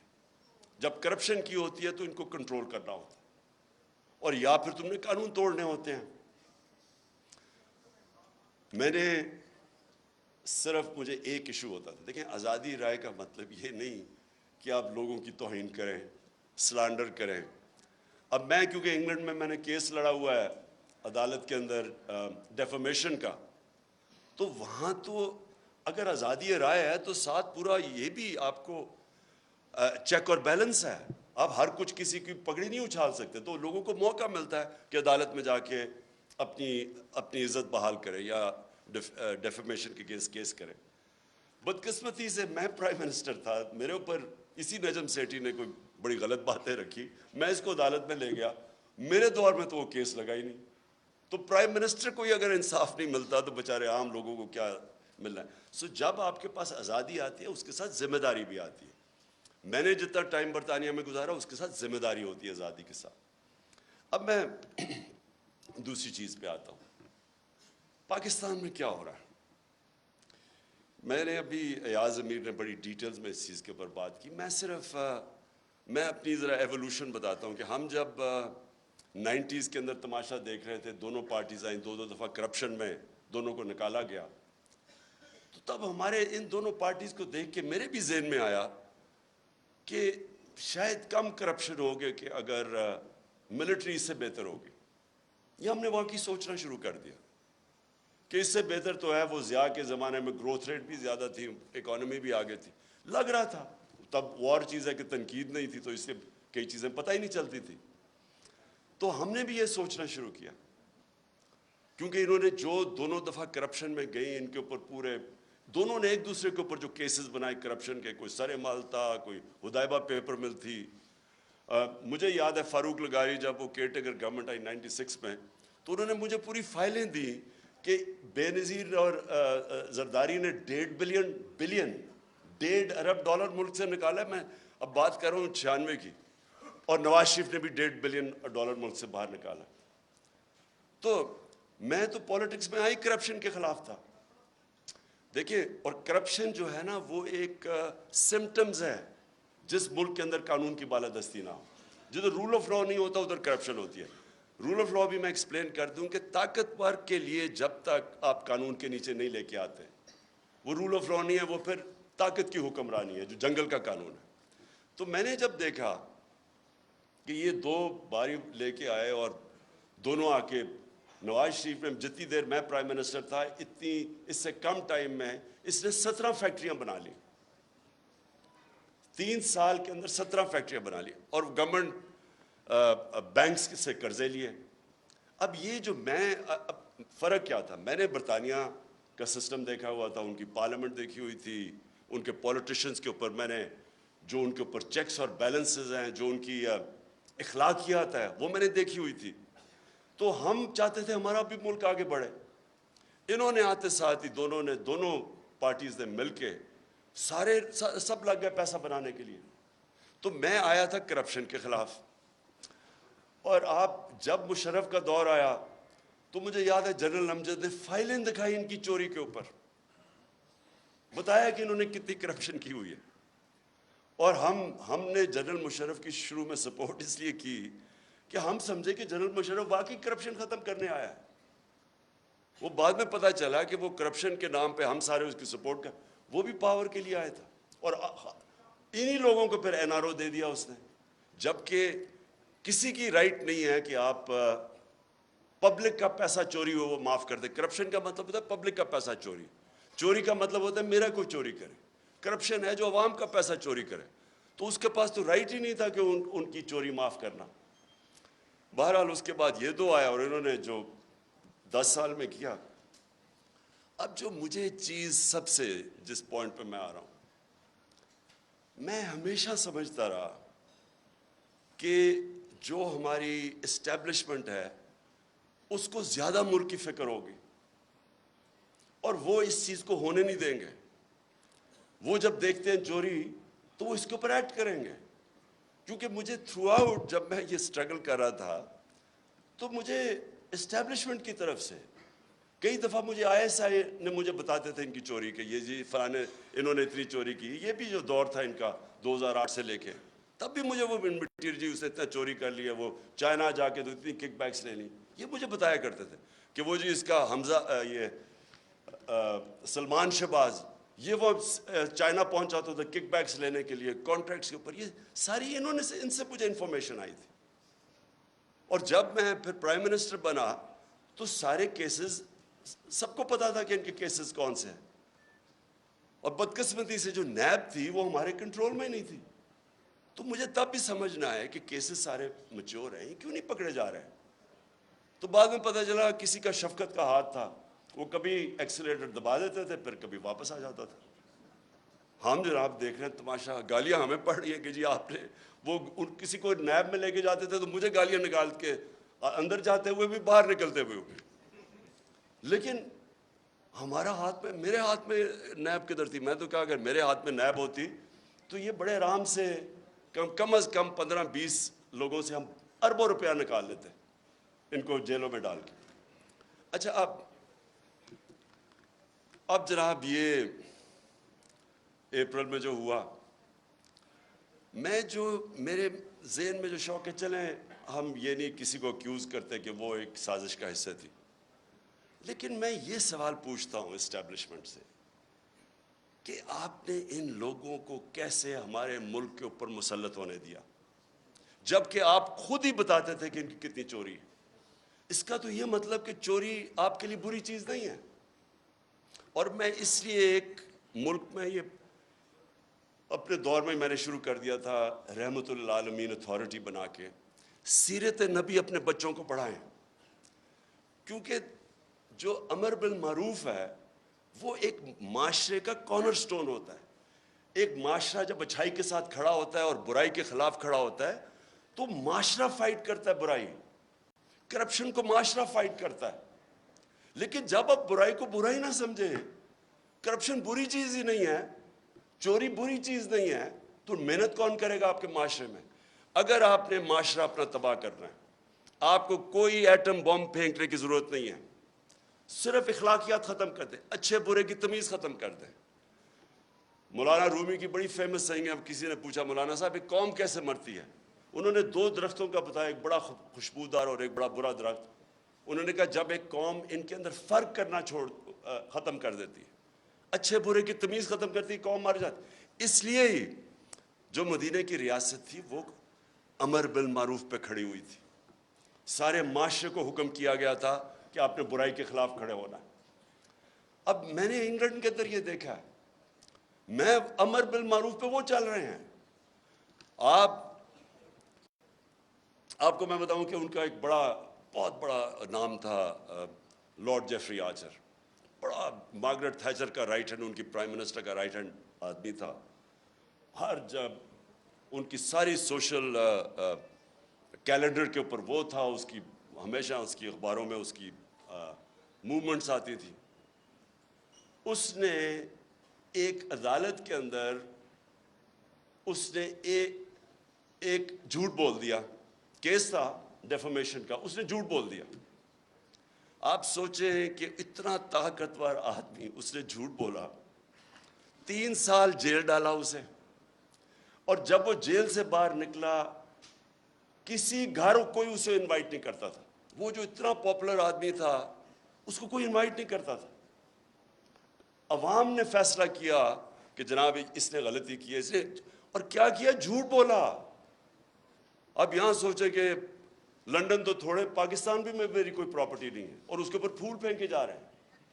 وہ جا کے ادھر جا کے وہ دوسرا والا کہہ رہا ہے کہ یعنی قطری خط جو ایک اپنی اربوں روپے کی پراپرٹیز کے لیے ایویڈنس پریزنٹ کر دے اور اس کو کوئی فرق ہی نہ پڑے ملک میں. ایک برنی میڈوف ملٹی بلینر بن گیا امریکہ کے اندر.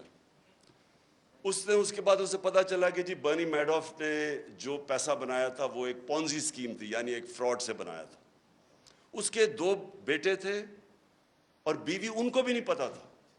جیسے ہی پتا چلا ان کو کہ یہ فراڈ میں پکڑا گیا, جب اسے پکڑا, ایک بیٹے نے خودکشی کر لی, مطلب کہ میں معاشرے میں نہیں اب رہ سکتا. دوسرا بیٹا سولٹری, یعنی اپنے آپ کو اس نے آئسولیٹ کر دیا اور 2 سال کے بعد مر گیا. بیوی نے طلاق دے دی, یعنی اس کی اپنی فیملی نے اس کو ڈسون کر دیا. سنگاپور کے اندر 2 لی کوان یو جو سنگاپور کا بڑا اسٹیٹسمن تھا, 2 اس کے وزیروں میں جب کرپشن میں پکڑے گئے خودکشی کر لی. دیکھیں معاشرہ, جب معاشرہ کرائم فائٹ کرتا ہے تب کرائم آپ جیتتے ہیں. اب میں جب تھا جی فلانے نے پیسہ ادھر کر دیا, اس نے ادھر کر دیا, کس کو پکڑیں گے آپ جب تک معاشرے کے اندر آپ یہ اچھے برے کی تمیز نہیں دیں گے. اور ادھر میڈیا کا بہت بڑا ہاتھ ہے. اب ابھی آپ نے بات کی کہ جی دیکھیں کوئی سچ فلانے کے لیے اور کوئی سچ عمران خان کے لیے, ٹھیک کہہ رہے ہیں, یہ بالکل آپ ٹھیک کہہ رہے ہیں کہ گورننس, کوئی کہے گا کہ عمران خان کی بہتر ہے, کوئی کہے گا کہ شہباز شریف کی بہتر ہے, کہہ سکتے ہیں کیونکہ ڈفرینٹ اوپینینز ہے. کوئی کہے گا کہ اکانومی اس ٹائم میں بہتر تھی, کوئی کہے میرے ٹائم میں, یہ بالکل ٹھیک ہے. لیکن جب کوئی لوگ کرپشن کے اندر 16 ارب روپے کی corruption open and shut case میں, اگر ایف آئی اے اس کا انڈر ٹرائل ہے, اس کو آپ کیسے کہہ سکتے ہیں کہ جی وہ میری رائے اور فرق ہے اور اس کی رائے فرق ہے. وہ تو اس کا مطلب کہ جب اب نواز شریف جھوٹ بول کے 4 ارب روپے کی پراپرٹیز ہیں لنڈن کے اندر جدھر ہیں, اس کے بیٹے نے ایڈمٹ کیا کہ یہ بینیفیشری اونر ان پراپرٹیز کی مریم نواز ہے. مریم نواز جب چھوٹی تھی, جب پراپرٹیز نہیں, اس کا مطلب نواز شریف کا پیسہ ہے. کیا وجہ ہے کہ آج تک اس کو کئی لوگ لیڈر مانتے ہیں, بلکہ اسکیم پوری ایک کوشش ہو رہی ہے کہ اس کو پاکستان کے اندر ابھی پھر کہ عمران خان کو بھی ڈسکوالیفائی کرو اور پھر کہیں جی اچھا دونوں کو ہم الیکشن لڑنے کی اجازت دے دیتے ہیں, یعنی مجھے اور اس کو ایک ہی جگہ پہ کھڑا کر دیا. اتنے بڑے لٹیرے کو کہ یہ کہہ رہے ہیں کہ جناب عمران خان وہ کیونکہ پتہ نہیں وہ اس کیس کے اندر الیکشن کمیشن. دیکھیں یہ ہمارا سب سے بڑا چیلنج ہے, اور ادھر میڈیا کا بہت بڑا رول ہے, بیکاز میڈیا عوام کے اوپینین کو شیپ کرتا ہے.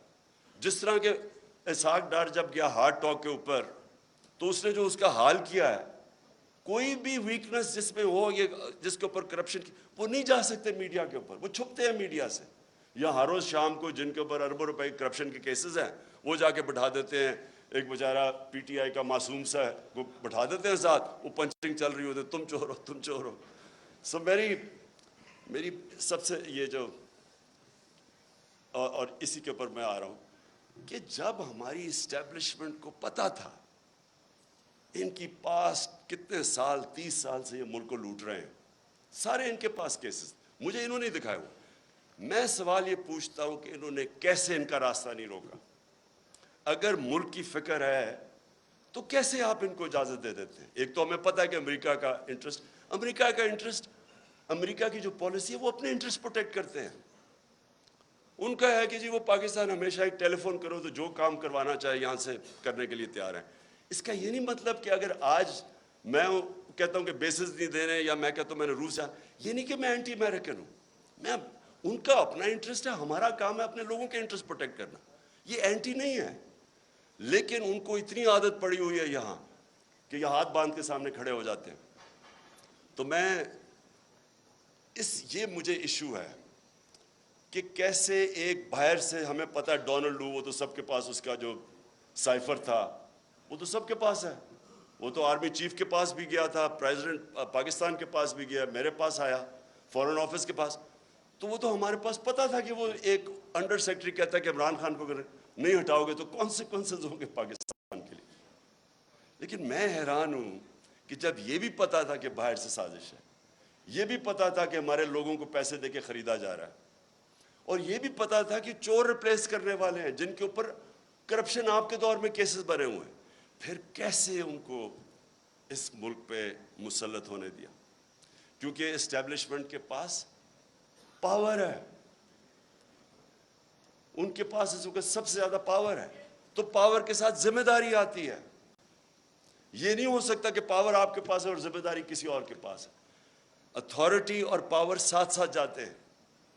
جب یہ اوپر آئے ہیں تو آپ جتنا مرضی کہیں ہم نیوٹرل ہیں, جو مرضی آپ کہیں ہم نیوٹرل ہیں, تاریخ کے اندر لوگ آپ کو بلیم کریں گے یہ جو ملک کے ساتھ کیا ہے. یہ جو اوپر آ کے اوپر بیٹھے ہیں, تاریخ لکھی جا رہی ہے پاکستان کی کہ کیسے آپ نے ان لوگوں کو ہمارے پر مسلط ہونے, اور جو 4 مہینے میں ہوا ہے پاکستان کے ساتھ, ان 4 مہینے میں جو مہنگائی کے اوپر سپوزٹلی آئے تھے اور آج جو مہنگائی ہے. اور میں آخر میں اب بات کرتا ہوں, اب کوشش کیا کی جا رہی ہے؟ پہلے ان چوروں کو مسلط ہونے دیا, ان کی کوشش یہ تھی کہ اچھا جی وہ ہٹائیں گے, جب یہاں تو گورنمنٹ جب ہٹتی ہے لوگ مٹھائیاں بانٹتے, وہ نہیں ہوا, پبلک نکلا ہی سڑکوں پہ, کبھی پاکستان میں اس طرح پبلک نہیں نکلی. اور اس کے بعد جو 17 جولائی کا بائی الیکشن ہوا وہ ایک اور شوق مل گیا. جب الیکشن کمیشن بھی ملی, انتظامیہ بھی, یہاں بڑا مشکل ہے, یہ تو ایکسپرٹس ہیں دھاندلی کے, تو ادھر بھی جیت گئی تحریک انصاف.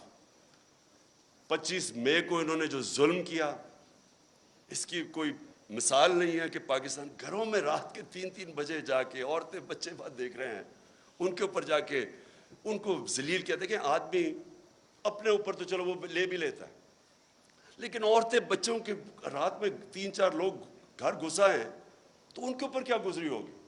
خوف پھیلایا گیا, اس کے باوجود پھر سے اٹھ گئے. اور اب کیا فیز ہے؟ یہ فیز ہے سائیکولوجیکلی اس ملک کو ایسا دبایا جائے کہ ہم بھیڑ بکریوں کی طرح یہ تسلیم کر لیں جو اوپر سیٹ اپ آیا ہوا ہے. اور اس کے لیے ہر حربہ استعمال کیا جا رہا ہے. سوشل میڈیا کے لوگوں کو جس طرح اٹھایا جاتا ہے, کئیوں کو اٹھا کے پھر جس نے کوئی فوج کے خلاف ٹویٹ کی ہو اسے کہتے ہیں, اسے پہلے اٹھا لیتے ہیں, پھر کہتے ہیں اچھا یہ نہیں کہ میرے سے معافی مانگو, کہو کہ یہ عمران خان نے کہا میرے ان کے خلاف ٹویٹ کروا. ان سوشل میڈیا وہ بیچارے بچوں کو اٹھا رہے ہیں.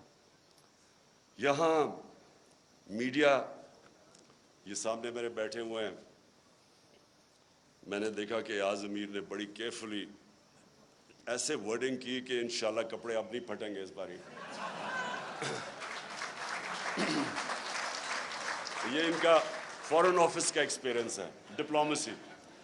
اور سمیع ابراہیم, عمران ریاض, اور مجھے بڑا افسوس ہے کہ ارشد شریف. اب ارشد شریف جب سے میں وہ جانتا ہوں وہ ایک اپنی سوچ کا آدمی ہے, بہت ہی پیٹریوٹک, محب وطن پاکستانی ہے. وہ جو سمجھتا ہے کہ وہ ٹھیک لائن پہ ہے اس کو پڑ جاتا ہے, اور اس لیے اس کو لوگ دیکھتے ہیں کیونکہ ان کو پتہ ہے کہ وہ اس کا سٹانس کدھر ہے. اس جیسے آدمی کو دھمکیاں, گھر میں باہر گاڑیاں کھڑی, اس کو باہر جانا پڑا. صابر شاکر باہر چلا گیا, ARY کو بند کر دیا. ARY کا کیا قصور تھا؟ اگر شہباز گل سے اگر ایک جملہ نکل ہی گیا ہے جو کہ اس کو نہیں کہنا چاہیے تھا, جس کو غلط پرسیو کر سکتے ہیں, اس کے اوپر ARY کو کیسے بند کر دیا؟ وہ ARY کو اس جملے کی وجہ سے نہیں بند کیا گیا.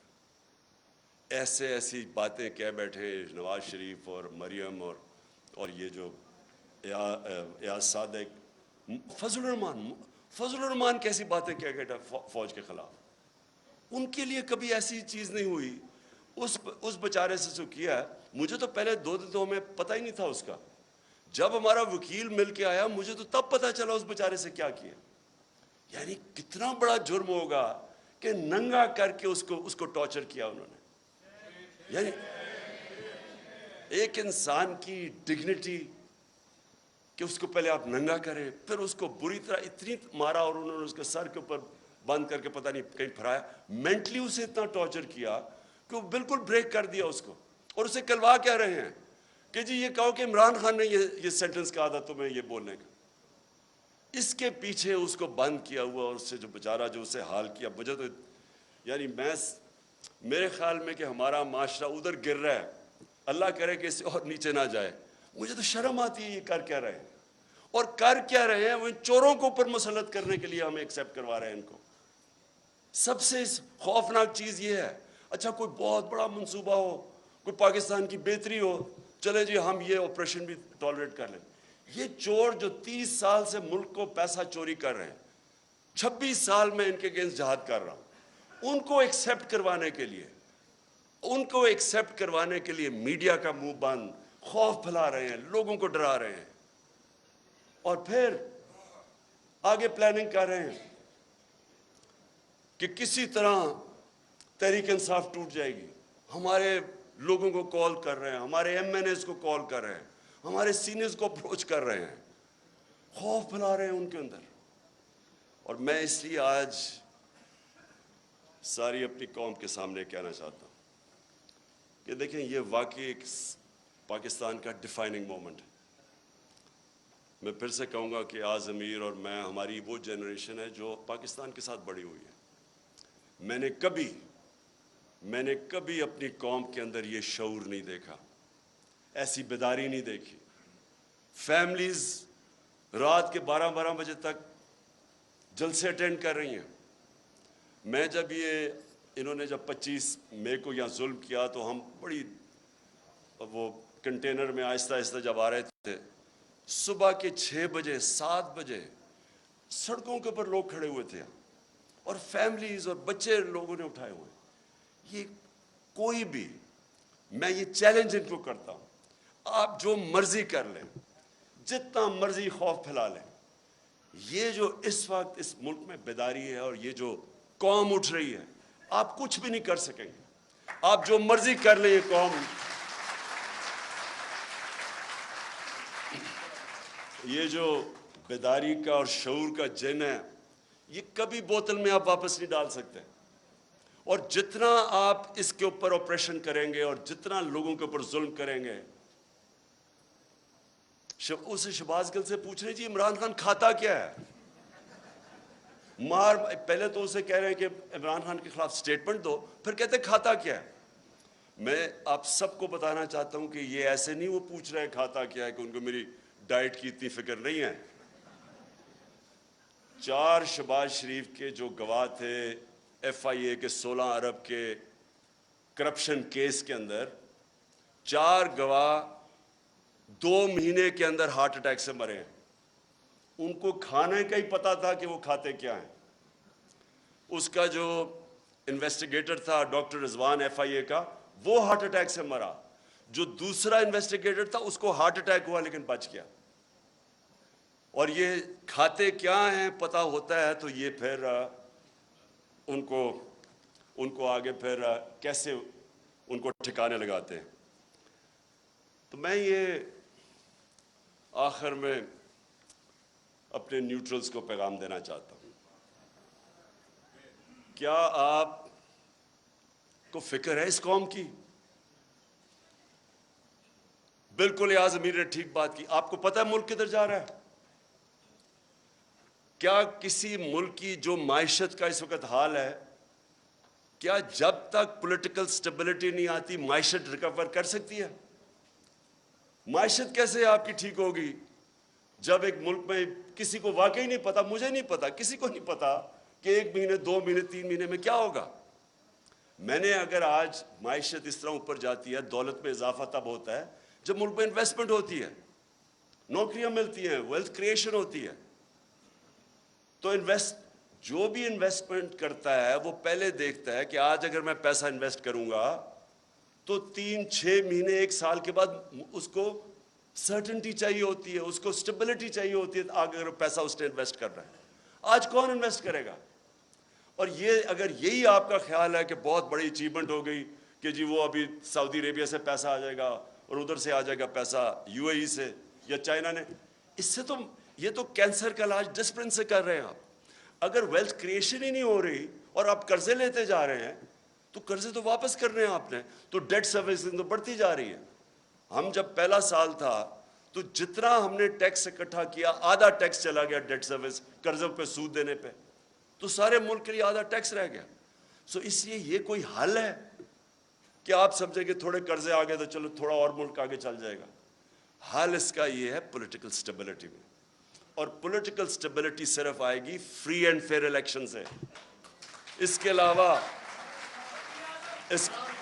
علاوہ صاف اور شفاف، میں آج چیلنج کرتا ہوں، صاف اور شفاف الیکشن کے علاوہ مجھے کوئی بتا دے کہ پاکستان میں سٹیبلٹی کیسے آئے گی.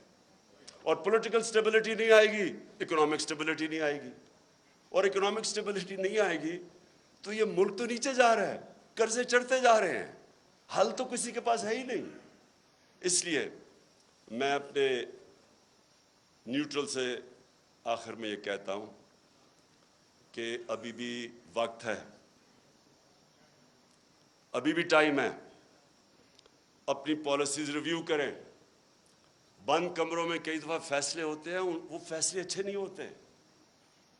آپ کو ریویو کرنے چاہیے اور سوچنا چاہیے کہ ہم نے یہ ملک 22 کروڑ کے لوگ ہیں، ینگ پاپولیشن ہے، 60% آبادی ہماری 30 سال کی عمر سے کم ہے، ان کو نوکریاں چاہیے. اور اگر اس وقت صحیح فیصلے نہیں ہوں گے اور یہ کمپاؤنڈ فیلئر کیا جائے گا کہ انہی لوگوں کے اوپر کوشش کریں گے کہ سختی کر کے آپریشن کر کے کہیں ہم ان چوروں کو ایکسیپٹ کر جائیں. میں اپنی طرف سے تو کہنا چاہتا ہوں ان کے نیچے، اگر مجھے کوئی کہنا کہ ان کے نیچے میں نے اب اپنی زندگی گزارنی ہے، میں سمجھوں گا کہ مجھے موت اس سے زیادہ بہتر ہے بجائے ان چوروں کے نیچے میں اپنی زندگی گزاروں. شکریہ.